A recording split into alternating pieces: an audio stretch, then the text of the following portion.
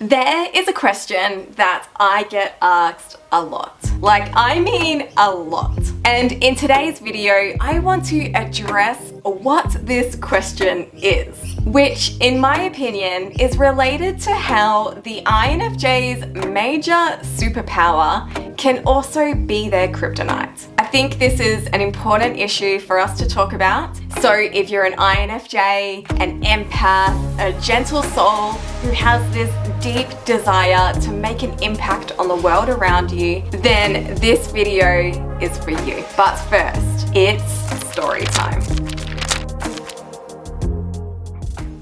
Okay, so if you've been around for a while, you would know that when I first got out of high school, I studied to become a youth worker. I studied a social science degree, and my very first job in the field was working at a homelessness crisis center. We had a soup kitchen, we provided emergency relief, I provided support work. It was a place for those who were at risk of homelessness or homeless. They could come, eat, shower, chat with someone, play Scrabble, do all the things. Now, me, my younger self, I had this bleeding heart. Had a bleeding heart where all I wanted to do was make a difference on the world. I thought I was going to be the one to solve homelessness.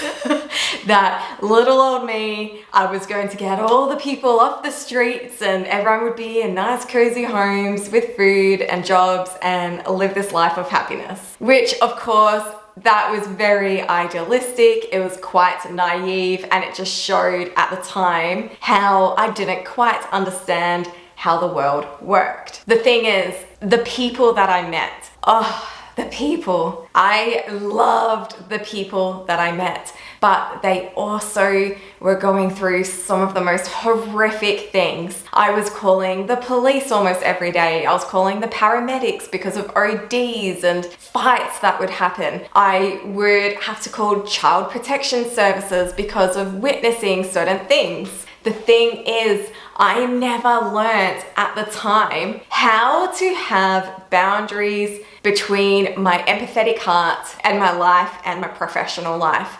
I would go home and I would find myself unable to sleep at night. I would be up, I would be thinking about, the person that I met that day, knowing that we couldn't find a shelter for them that night and knowing that they were sleeping somewhere out in the cold Melbourne winter. When I'd be eating, all I'd be thinking about was such and such and their story that they shared with me. When I was on the train or driving, they would be on my mind. And at the time, I thought, it's a beautiful gift. I care for them, I'm wanting to help them, and it was like I got stuck in this cycle thinking that if they were constantly on my mind or my heart, then I could make a better impact for them. The thing is, this started to impact on my mental health and my energy levels. And my mentor at the time, my manager who I was working with, my mentor, I really looked up to him. I remember he told me that I needed to learn to detach what was happening for work Sam mode with personal life mode. And I needed to learn how to be caring in the moment, but then when I was outside of the moment it's not so much about not caring, but about not carrying the weight and the burden of the world in that constant 24/7 cycle. And I had to learn how to not absorb the energy and the emotions of others in such a huge way. Because if I did not learn how to have this barrier up, then I was going to burn out, I was going to reach exhaustion, and I was going to become so fatigued, compassion fatigue, that I wouldn't be able to keep doing the work that I was doing. And I believe it's because I learnt this skill that even now, how long has it been? 20 years later, I'm still able to show up for people in a caring and empathetic way. That's the thing, right? As INFJs and empaths, which, mind you, at the time I had no idea that I was an INFJ or an empath. It was much later I learned this about myself. We tend to absorb other people's emotions. We take it all on board. Someone in the INFJ Intuition Facebook group that I'm a part of, they shared this quote: because INFJs absorb emotions so readily and switch perspectives so naturally, they can lose themselves in others' stories and struggles. At times, this can lead to empathy burnout, in which the INFJ takes on too many responsibilities and feelings and neglects their own needs. If we're called to work with people, to make a difference, to be the helpers of this world, then we need to learn how to not let this happen. To remain empathetic, but to not absorb, to not let it burn us out, to not let it bring us down. And that is the question that I get asked all the time. Through my whole career, I always have people say, Sam, I want to help people, I want to work with others, or I have a business and I work with others, but I just care too much, I can't help it, I care too much, it hurts, it's leading me to burnout, I don't know how to switch off, I don't know how to not absorb what they're feeling. And they ask me, how do I do it? How do I work with vulnerable people? How can I hear stories of trauma on a daily basis, but not let it get me down?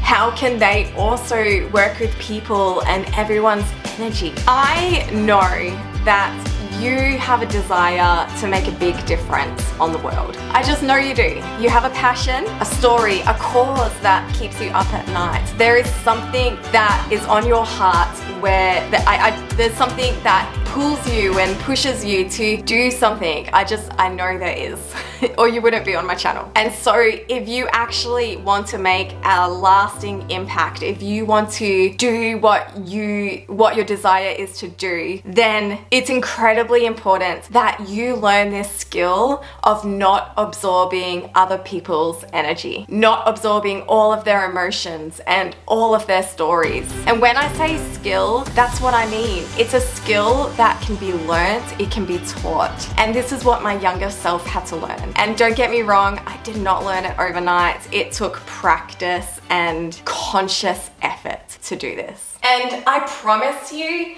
this is something that you can learn too. In fact, I think it's vital that you learn this.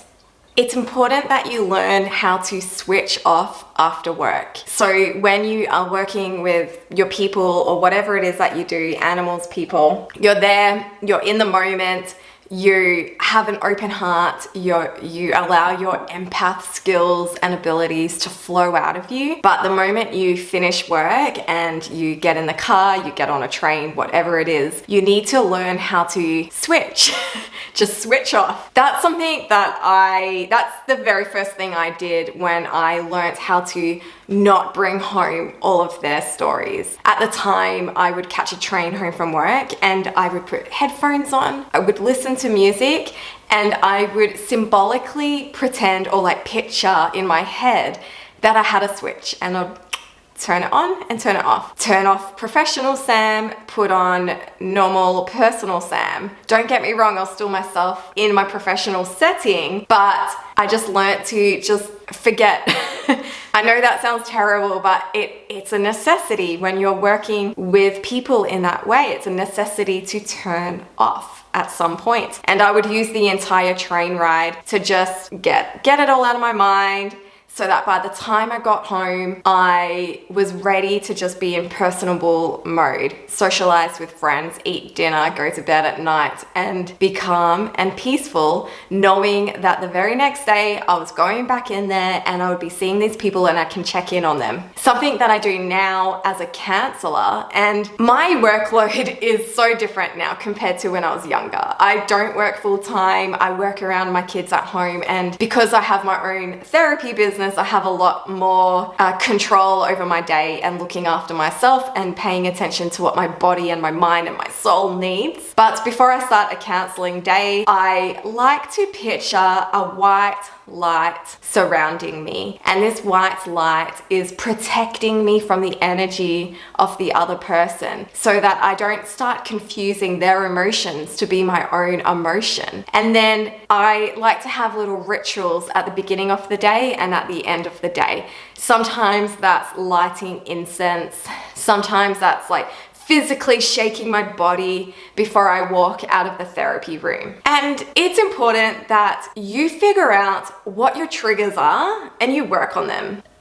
This is what I do with the parts work therapy, is figuring out what parts are being triggered by what client triggers what part, and then paying attention to how that feels in your body and trying to decipher what the message is. Because often if you're absorbing other people's emotions and energies and you're feeling triggered, then perhaps, not necessarily, but perhaps there's a wound that needs to be healed. Perhaps there's something in your heart that needs to be taken care of and that you need to work through, something that you need to process and understand more and give space to that part to hear what they have to say. Of course, I'm not going to go past without saying journaling. I know I mentioned my journaling course a lot lately, but that's because I'm actually freaking excited by it, because I know it works, because I've been doing it forever at this point. When I used to leave that job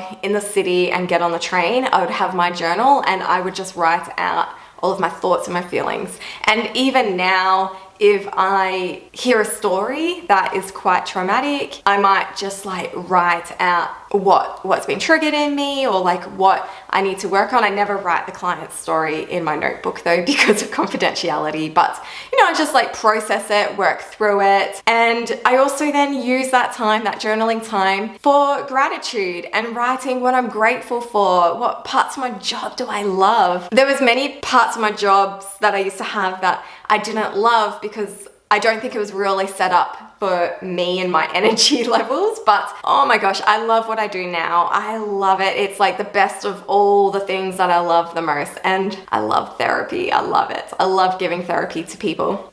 I do recommend that you check out my journaling mini series though, because in this series, you are going to learn not only how to set up a sacred journaling space so that it becomes this beautiful self-care ritual for you, but also learning 6 different journaling techniques that you can use so that no matter what is happening, no matter what is being triggered or what's going on up here, you can turn to one type of technique that's best suited for the situation that you're in. You can find the link down below. You'll need to become once you click the link, you become a member of Kumu, which is the platform I'm a part of, and they donate 1% to a charity, which is amazing. And then you can get my journaling course, which is just amazing. The other thing that is important you do when you are working with people and working in your cause, whatever it is that you do that helps make a difference to the world, is to have self-care practices. For me, that looks like Muay Thai boxing. I love swimming. I love swimming laps. I try to eat as healthily as I can. I drink water.